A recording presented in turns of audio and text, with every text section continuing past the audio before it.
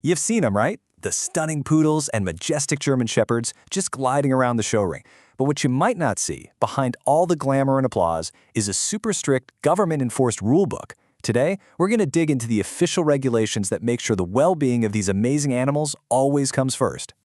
So that really brings us to the big question. When you look past all the ribbons and trophies, what actually makes a dog show safe for its four-legged stars?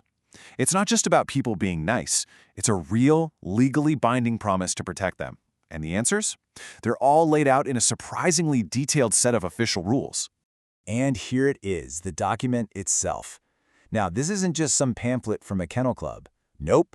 This is Administrative Order Number 32, straight from the Philippines Department of Agriculture.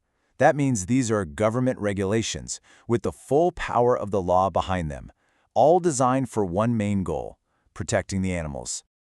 Okay, before we get into the nitty-gritty of show times or what kind of leash you can use, we have to start with the core principle of the whole thing. It's like the golden rule that every other regulation is built on. And this is it, the 5 freedoms of animals. This is basically the constitution for the entire rulebook.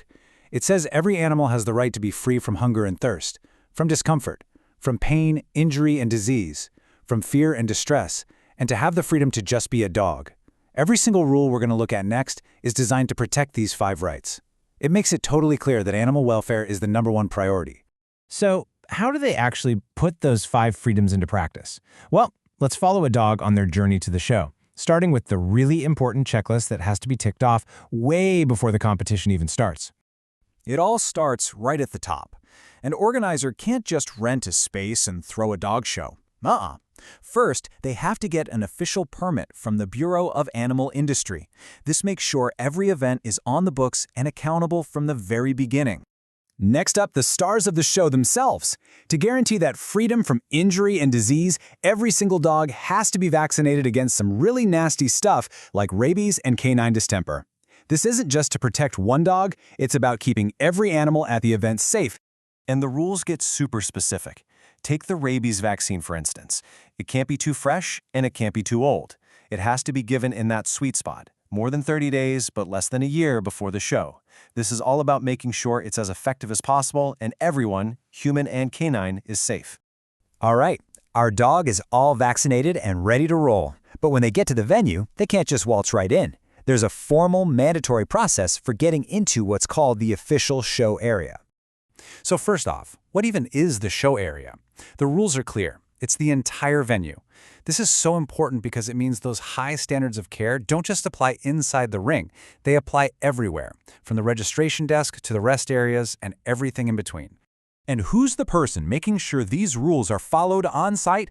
That would be the show veterinarian. And this isn't just any vet. They have to be officially accredited by the Animal Welfare Division. They are the final word on animal health and the enforcer of this whole rulebook. Every single dog, no exceptions, has to go through this mandatory vet checkpoint. This is where the show vet checks their vaccination records and gives them a hands-on physical exam. They're looking to see if the dog is fit, healthy, and not showing any signs of being mistreated. Only the dogs that get a green light are allowed in. And to help the vet out, the organizers have their own set of responsibilities. They have to provide a nice shaded or air-conditioned spot for the exams, have a fully stocked emergency medical kit ready to go, and even have a vehicle on standby just in case a trip to the animal hospital is needed. It's all about being prepared for anything. So, our dog passed the vet check and is now inside the show area. Awesome. But the rules don't stop there. As the competition gets going, the rules for how everyone behaves get even more specific. I mean, look at this one. It just shows how practical these rules are. To make sure dogs have freedom from discomfort, outdoor events are straight up banned between 11:30 in the morning and 2 o'clock in the afternoon, the hottest part of the day. It's such a simple, common sense rule, but it makes a world of difference.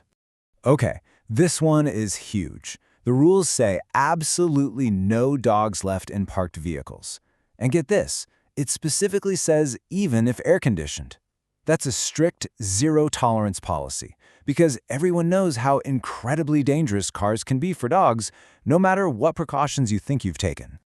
The rules also protect the environment the dogs are in. Smoking is a big no-no in the show ring and in the dog rest areas. It's all about making sure the air quality is clean and safe for the animals. And there's more. Dogs have to be kept on a leash or in a crate when they're not in the ring to keep everyone calm and safe. No other types of animals are allowed anywhere near the place. And of course, anything cruel, like certain collars or harmful substances, is completely banned. The rules even state that not providing basic things like water and shelter is a punishable offense. They really thought of everything. The show's over. The winners have their ribbons, and everyone's packing up. But for the organizers and that show veterinarian, the job's not quite done. There's one last, really important step to ensure accountability. You see, the oversight doesn't just stop when the lights go out. The show vet is required to fill out and send a compliance report to the Animal Welfare Division. This report basically certifies that all the welfare rules were followed, creating an official record for every single show. And don't for a second think these are just suggestions. The document says it loud and clear. Any violation will be penalized by law.